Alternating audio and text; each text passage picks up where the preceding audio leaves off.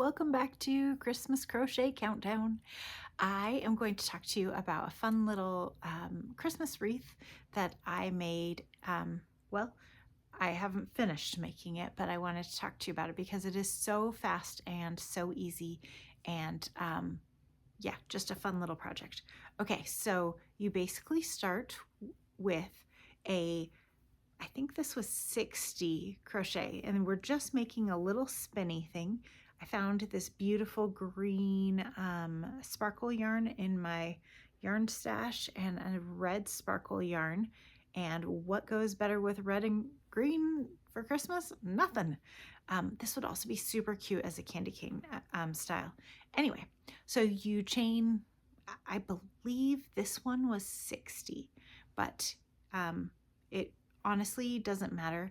The longer you make the chain, the more it'll wrap around. You're going to connect at the end. So it's more or less how many you make the chain to be the number that matches this circle. And then you want to make sure that you do the same number for each of these two. So that's the only part that really counts, is if they're the same number. And then so you get to the end of your initial chain, and then you chain 3, and that's your first double crochet, and you chain back into that first stitch 4 from the hook, and you do a total of 4 double crochets in each stitch going back the other direction, and that makes it curl in on itself all the way down, and that's it. You get to the end, you fasten off, and you leave an end, and it's literally where it started and where it ended, right? Same end. Could not be easier, and they're so fun, so fun. I have thought about doing these just to hang from. I have a pergola outside on my deck, and I thought that would be just pretty fun in the summer with various colors, especially from scrap yarn. That would just be a really fun way to use it up. But in the meantime, let's get back to our regularly scheduled program of a Christmas wreath. Okay, so I found that the easiest way was to start with the ends that are not extra strings. So at the opposite end of that. And I just lay one on top of another.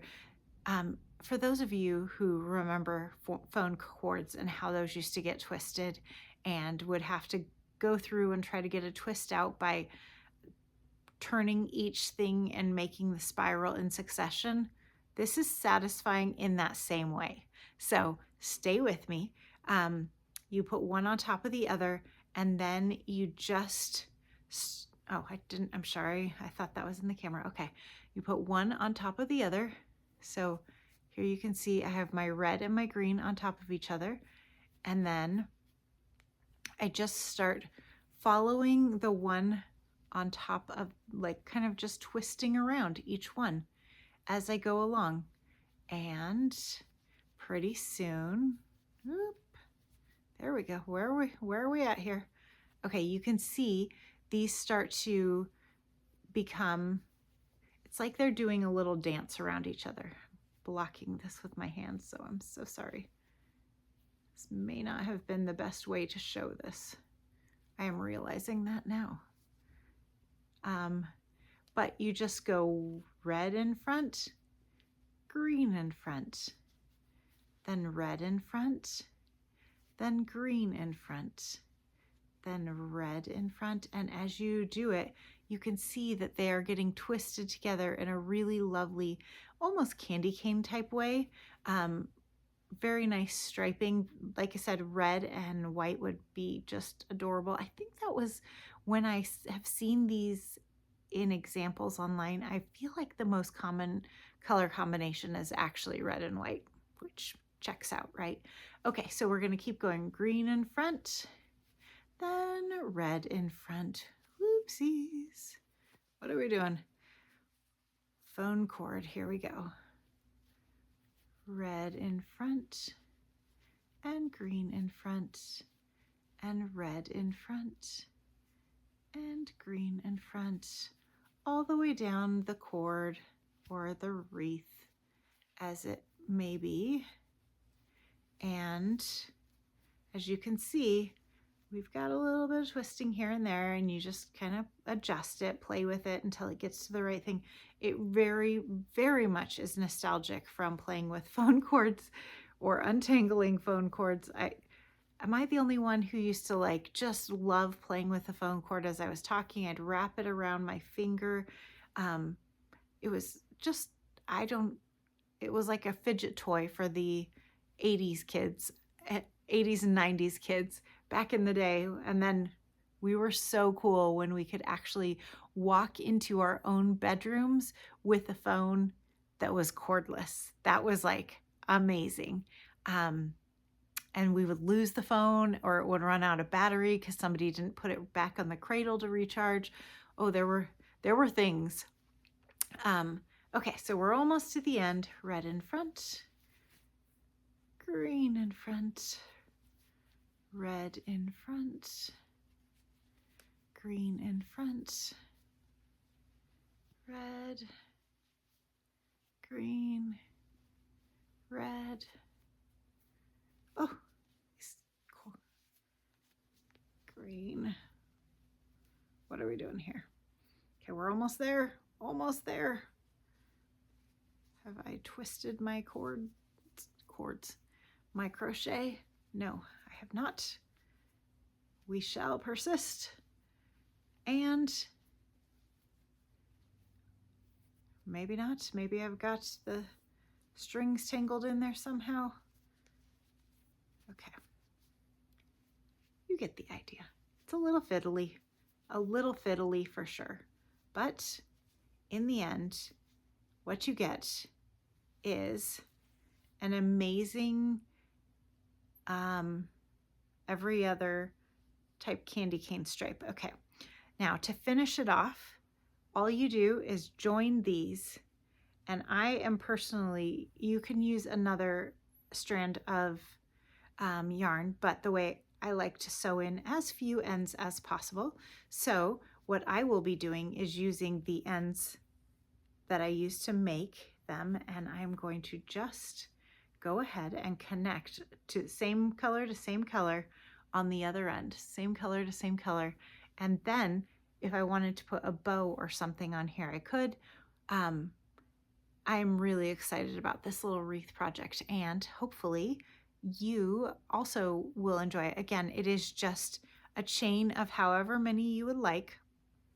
The chain should be the outside, is that the circumference? The circumference of the circle. So if I wanted a small chain, I would do, like 12. If I wanted a bigger wreath, I would do a lot more. So a small one. And then as you're going back along the chain, you do the equivalent of 4 double crochets in each stitch along the chain until you get to the end, and then you fasten off. And I say the equivalent because that first stitch, you do use an extra chain 3 instead of a double crochet for that first stitch. So could not be simpler. The only thing to watch is that both colors should start with the same number of stitches for that foundation crochet. I was thinking this would be a super fun one for, I have 2 trees in my house. I don't know how everybody else does Christmas, but we have a fancy tree and we have a fun tree. My dream is to one day, actually, the fancy tree is really large, and we already have it up. We put it up the day, All Saints Day, so the day after Halloween, that tree went up. It is not decorated yet, but it will be gold and red. Those are the colors for that tree, and it has been forever.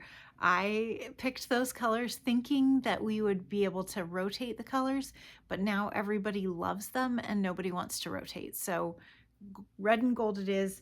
I think this will pass the red and gold tree test because the green matches the tree, but you never can tell. Sometimes certain people in my family get pretty dedicated, we'll call it, to the theme, and then the theme, it just takes on a life of its own, and we're not even allowed to put up the beautiful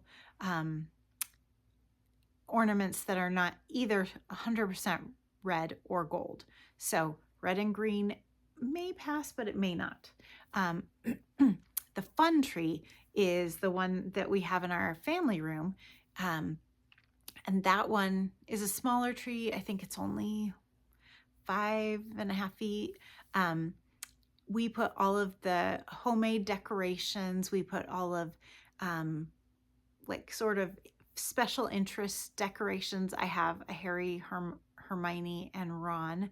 One year for that tree, or for Christmas generally, I had a very Harry Christmas, and it was all about Harry Potter. And so, like, the kids got a Harry Potter, was it pajamas? I think it was. I can't remember exactly, but it was some sort of Harry Potter clothing in their stockings. I think it was, we did Harry Potter pajamas that year. And then we had Hogwarts Christmas something or another. We did the Harry Potter Advent calendar where they got to open a different little Harry Potter character every day, and that was a lot of fun. So, sorry, yawn. So that fun tree will definitely be for something like this, but because it's all the colors. I also was thinking that maybe I would use up some of my sock yarn and do a mini wreath. Mini will probably be the same number of stitches as this. I was thinking 60, we'll see. But mini, because the sock yarn gauge will be just so much smaller. So that is, I don't know if I'm gonna get to it, but this has this lovely yarn. You can see those lovely blues in there. And then with this blue, I think it would just look really sharp, twisted around each other. So maybe we will get to that. For sure, we will get to this, and it will hopefully go on the main tree, but it might make its way downstairs.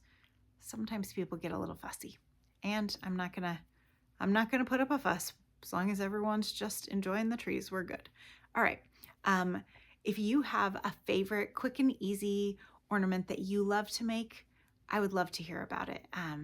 Okay, leave any comments that you would like to in the comments below.